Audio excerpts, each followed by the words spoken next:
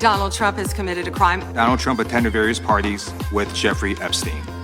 I want to know, were there any underage girls at that party or at any party that Trump attended with Jeffrey Epstein?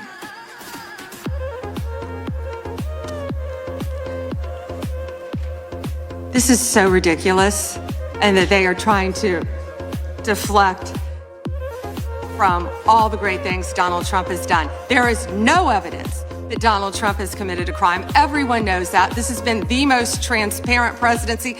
He's the one that asked that those files... I'm reclaiming my time. A witness who called the FBI's National Threat Operations Center, because I believe you just lied under oath. There is ample evidence in the Epstein file. Don't you ever accuse me of a crime. I believe you just lied under oath, and this is on videotape. You said there's no evidence of a crime. I'm showing you.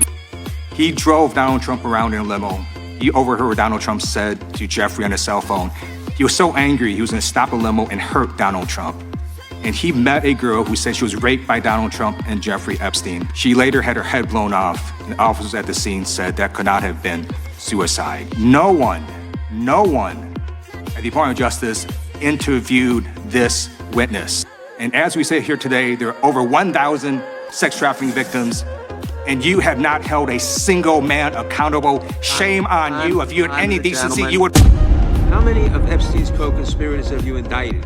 How many perpetrators are you even investigating?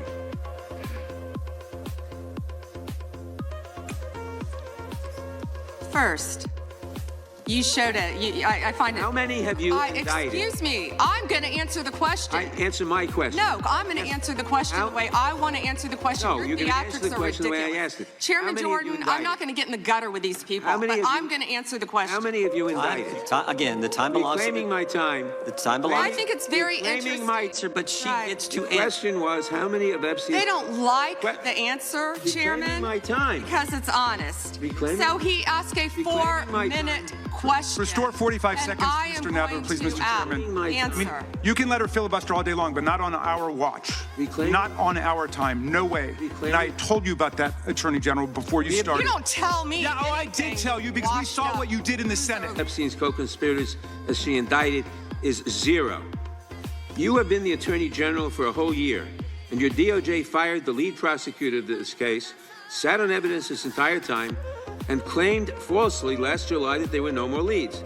It took an act of Congress for you to finally release part of the Epstein files, and when you did, you included personal information about the victims while protecting the names of abusers. Time of the gentleman has expired. Brought to justice, but enormous resources Time of the gentleman has expired, and obviously it's clear that under your leadership, the Department of Justice... You're one of the worst attorney generals in our history and an instrument of Donald Trump's lawless authoritarian agenda, and I'm glad the American people are seeing who you are, how you act, and the lack of good values.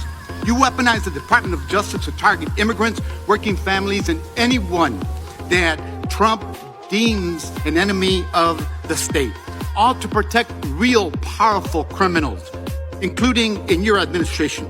Democratic colleagues have focused on your cover-up of the Epstein files and your passion for protecting pedophiles and child traffickers. That alone is grounds for impeachment. But there's so much more to your corrupt tenure as Attorney General.